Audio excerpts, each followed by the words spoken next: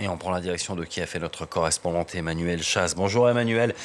Qu'est-ce que les Ukrainiens retiennent de cette longue séquence à Washington ?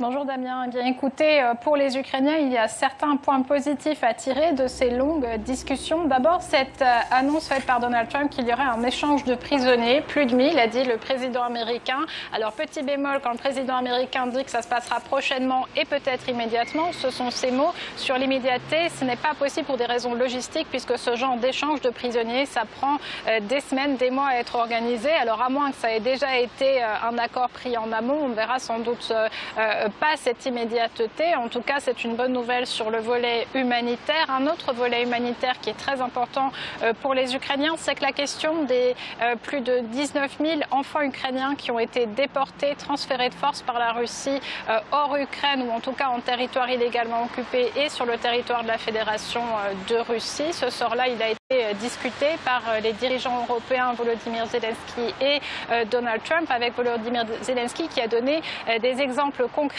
d'enfants qui ont été déportés au président américain. C'est un sujet qui a ému la Maison-Blanche, puisque la première dame Melania Trump avait écrit à cet effet à Vladimir Poutine, même si elle était restée assez vague dans sa formulation. Vladimir Poutine qui en fait est recherché par la Cour pénale internationale pour ce crime de guerre, celui de la déportation des enfants. Donc ça, ce sont les points concrets qui ont été abordés sur la question, sur d'autres questions comme les garanties de sécurité. On n'en connaît ni le fond finalement, ni les conditions, ni la forme, ni les conditions. Donc pour l'instant, les Ukrainiens sont encore assez réservés sur le résultat de cette rencontre.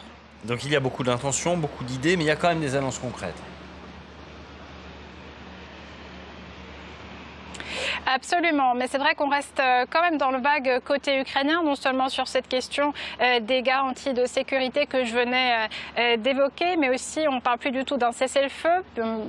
Apparemment, on s'acheminerait plutôt vers une rencontre trilatérale. Donc d'abord une rencontre avec des pourparlers directs entre l'Ukraine et la Russie. Ça avait déjà eu lieu à plusieurs reprises au cours des mois derniers. Sur la rencontre tripartite, il semble que tout le monde du côté de l'Ukraine, de ses alliés et des États-Unis soit d'accord là-dessus, sauf qu'il reste une grande inconnue, c'est quelle sera la réponse de Vladimir Poutine. Jusqu'à présent, il avait refusé de rencontrer Volodymyr Zelensky. Enfin,